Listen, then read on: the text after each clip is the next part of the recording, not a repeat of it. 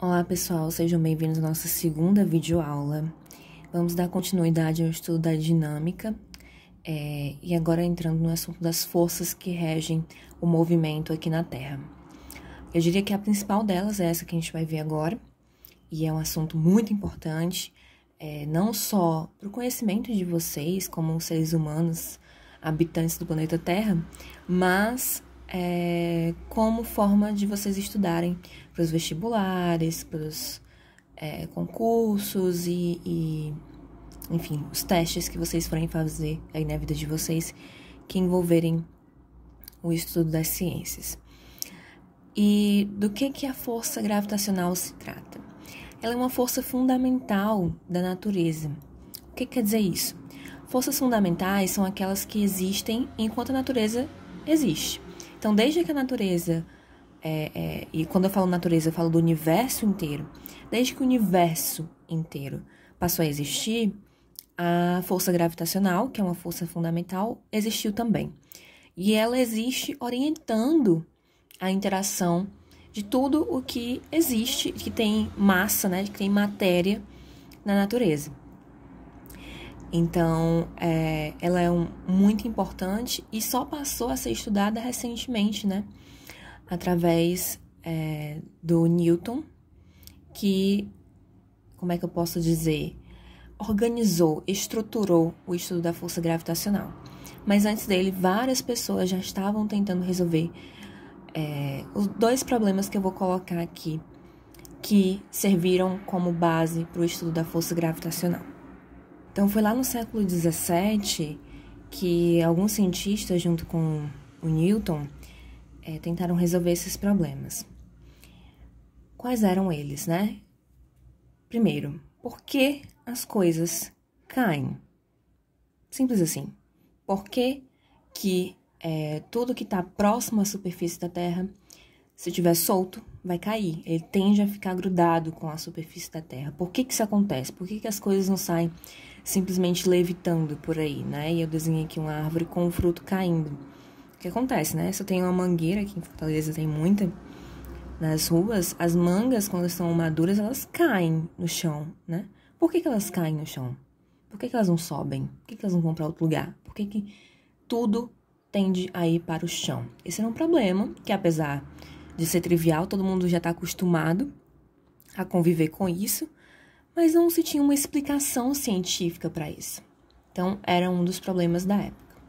O outro problema mais antigo e não menos importante era por que as coisas, né? Por que as coisas não, os planetas giravam em torno do Sol. Especificamente, por que a Lua girava em torno da Terra, né? Essa era uma certeza que eles tinham na época, que a Lua girava em torno da Terra. Então, por que ela fazia esse movimento? Por que ela estava o tempo todo girando ao redor da Terra? E por que os planetas giravam ao redor do Sol?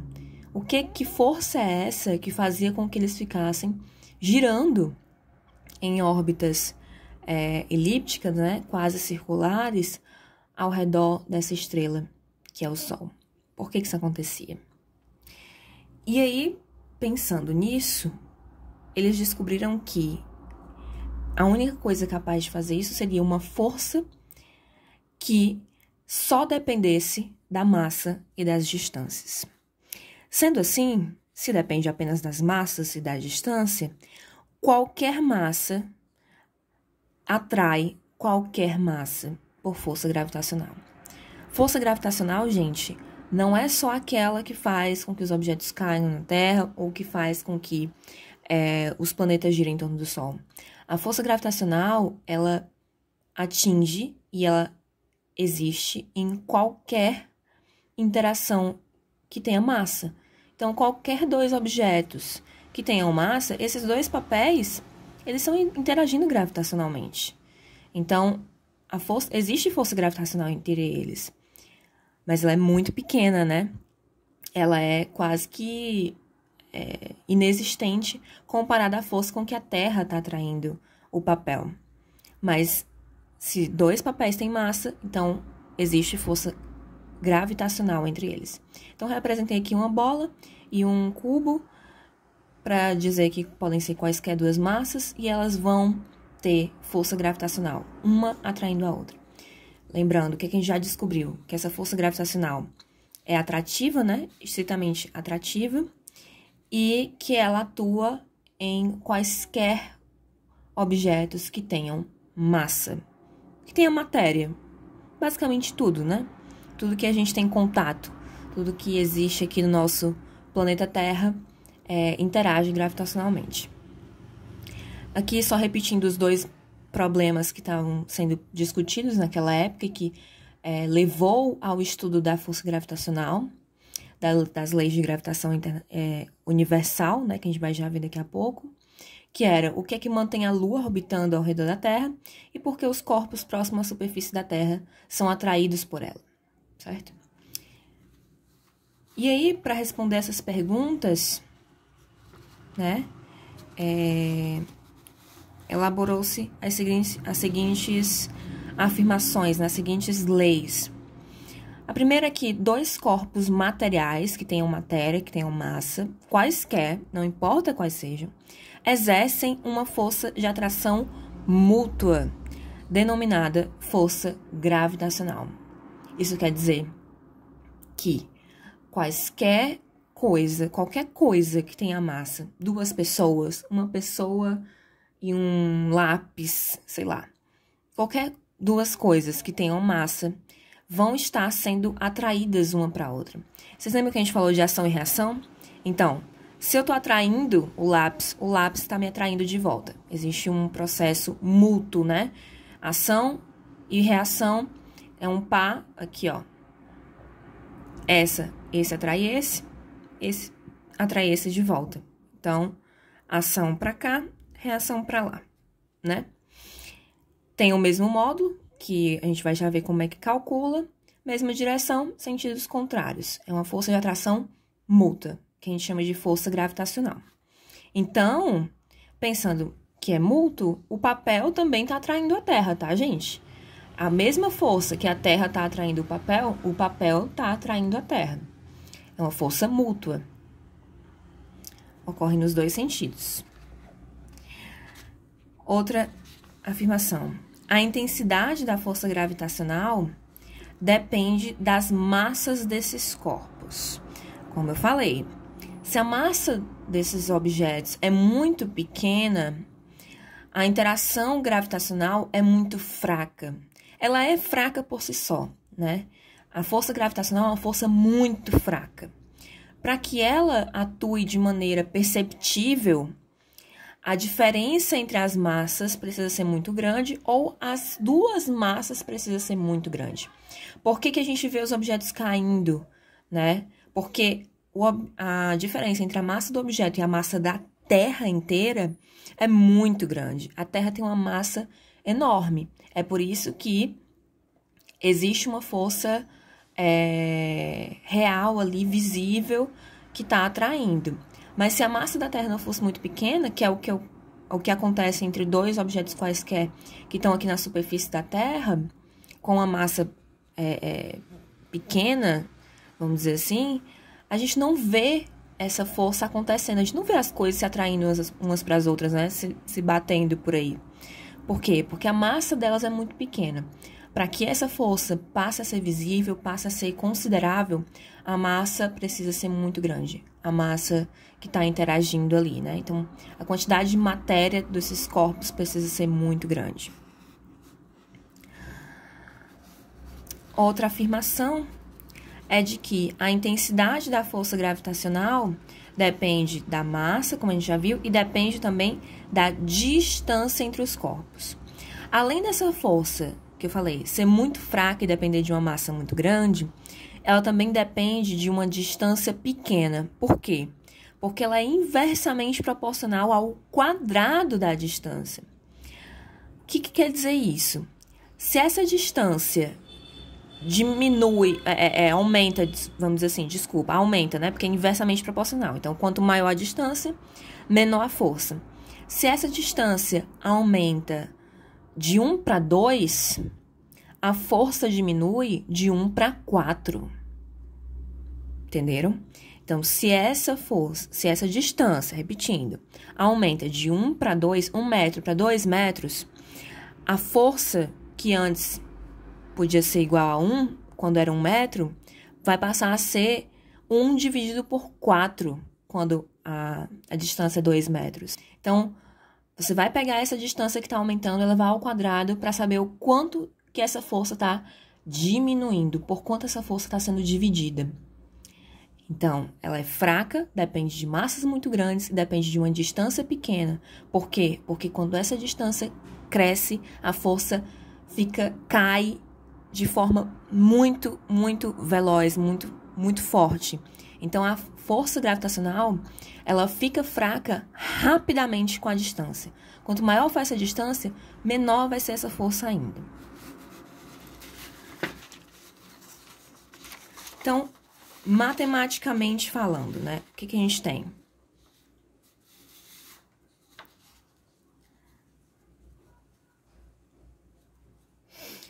Matematicamente falando, a gente tem essa relação. Essa é a que a gente chama de lei de gravitação universal. O que ela está me dizendo? Ela está me dizendo que o módulo dessa força gravitacional, dessa força de interação entre as massas que a gente viu, ela vai ser igual a uma constante de gravitação universal, que a gente vai já entender o que é, multiplicado pelas massas, uma massa vezes a outra, as duas massas que estão interagindo, dividido pela distância entre essas massas ao quadrado. Então, tudo que está aqui em cima é proporcional à força. Ou seja, se isso aqui é uma constante, não muda, a gente vai pensar só nas massas.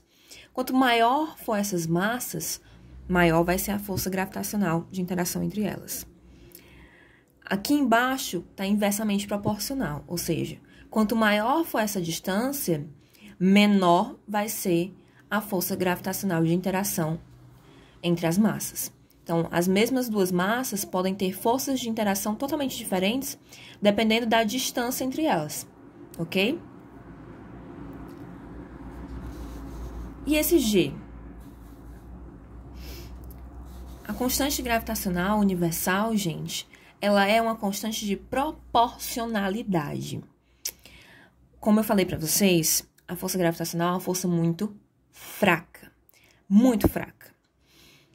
Para que ela tenha essa característica, né, que é medida em laboratório, ela é uma força muito fraca, essa constante foi medida em laboratório.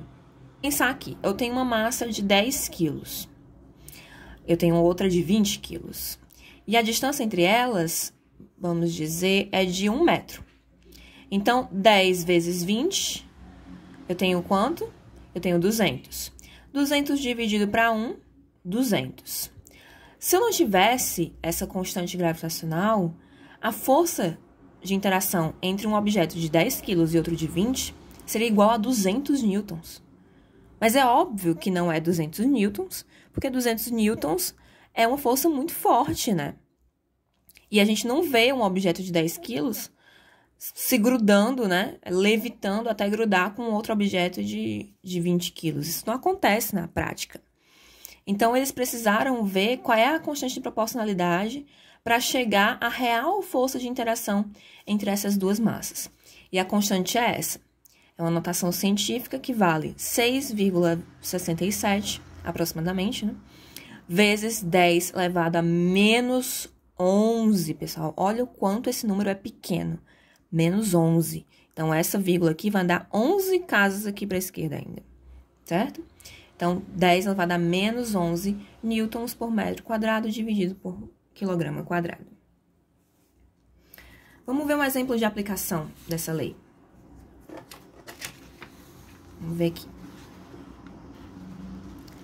Considere que a Terra e a Lua têm massas respectivamente iguais a massa da Terra, 6 vezes 10 a 24 quilos, e a massa da Lua, 7,4 vezes 10 a 22 quilos. Se a distância aproximada entre os seus centros, isso eu tenho que frisar aqui agora para vocês, que a distância entre as duas massas, se elas forem esféricas, no caso de planetas, né? planetas, luas, estrelas, etc., são esféricas, a gente mede do centro de uma ao centro de outra, tá? Então, não é da extremidade de uma à extremidade da outra, é do centro.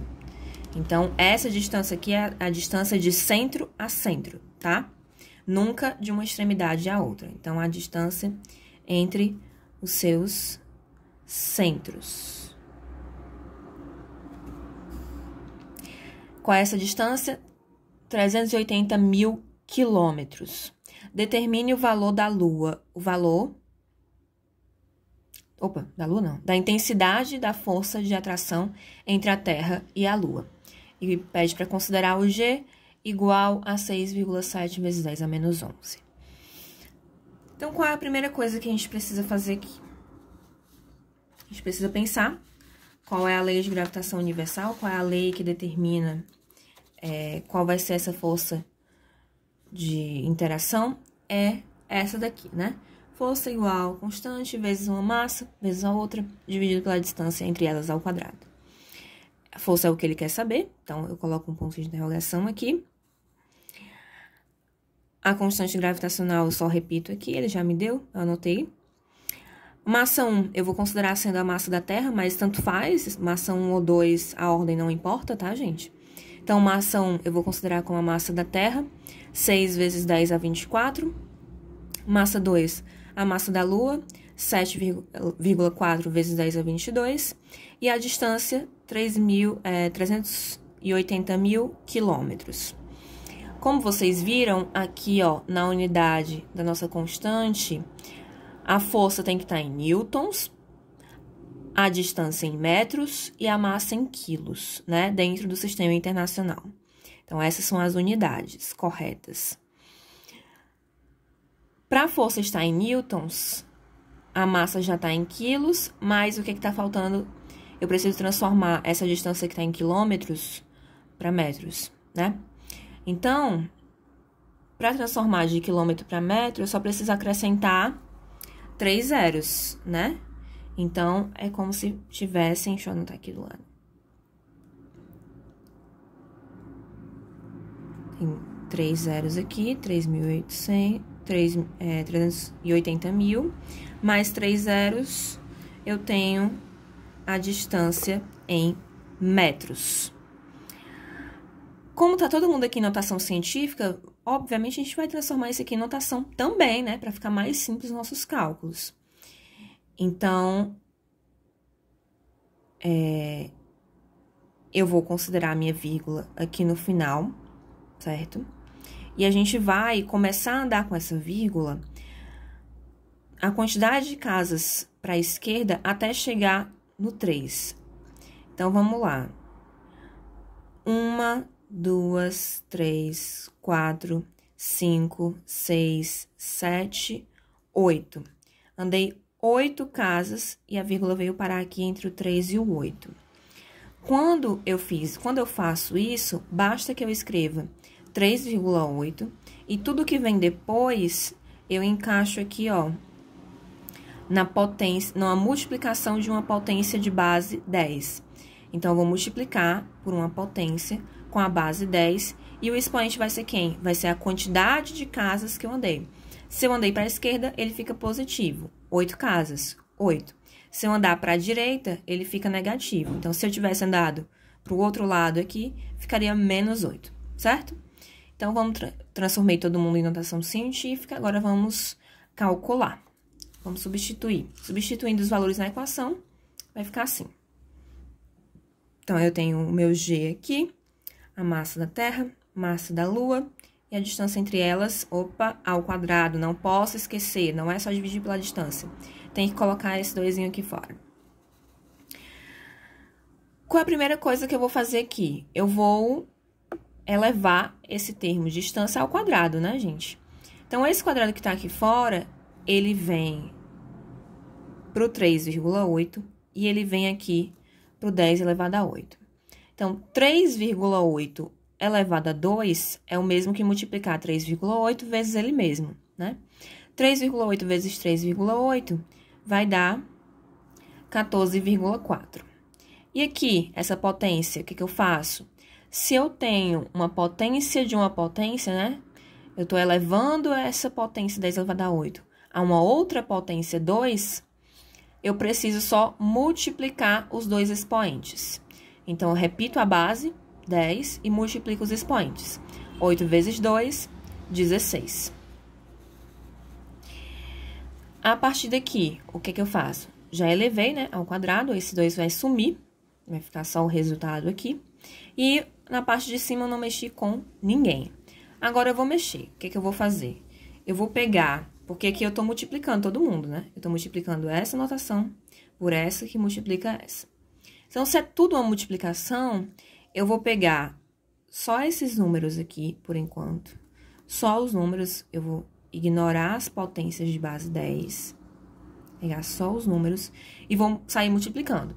6,7 vezes 6 vezes 7,4, vocês podem fazer aí, verificar, dá 297,48. Então, se eu multiplicar 6,7 vezes 6 vezes 7,4, vai dar esse valor aqui. E essas potências aqui de base 10, o que a gente faz com elas? Se eu tenho uma multiplicação de potências com a mesma base, basta que eu repita a base, eu sempre vou repetir a base, tá, pessoal? Eu vou repetir essa base 10 aqui e vou somar os meus expoentes. Então, vai ficar menos 11 aqui do primeiro, mais 24, mais 22. Menos 11 mais 24 mais 22, eu vou ter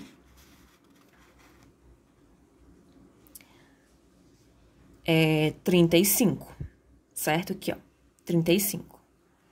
Então, repeti tudo aqui, o número, vezes 10, fiz a soma, deu 35, né? 24 mais 22 dá 48, dá 46, 46 menos 11 dá 35. E repetir o que estava embaixo. Agora, eu vou fazer o quê?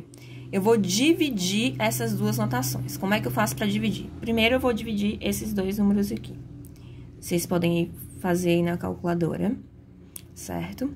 Então, dividir 297,48 dividido por 14,4 vai dar 20,6, tá? E as notações, primeiro, o que é que eu faço? Repete a base. Sempre repete a base, tá, pessoal?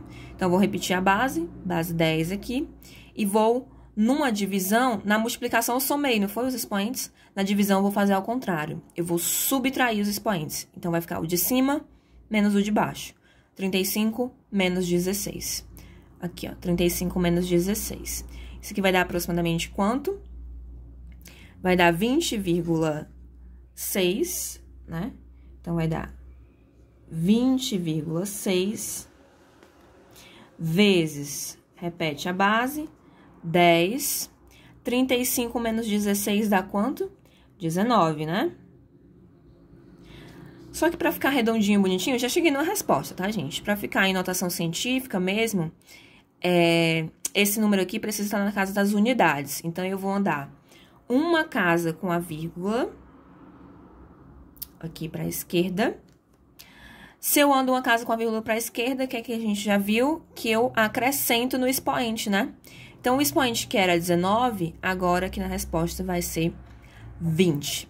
Então, força gravitacional entre a Terra e a Lua, a força que a Terra atrai à Lua, vale 2 vezes 10 elevado a 20 newtons. O que significa esse número? Esse número é grande ou pequeno, pessoal? Muito grande. O que significa esse 20 aqui? Que eu vou andar 20 casas para transformar de volta, né? De notação para número. Eu vou andar 20 casas com a vírgula para a direita. Então, eu vou acrescentar 20 zeros depois do 2. Esse é o valor com que a Terra atrai a Lua e a Lua atrai a Terra. Esse valor varia, como eu já falei, de acordo com a distância. Quanto mais próximo a Lua fica da gente, maior vai ser esse valor. Quanto mais distante a Lua fica da gente, menor vai ser esse valor. Então, é isso, pessoal. Assistam novamente esse vídeo, certo? para tirar as dúvidas de vocês, rever esse cálculo, que é um pouco mais complicado.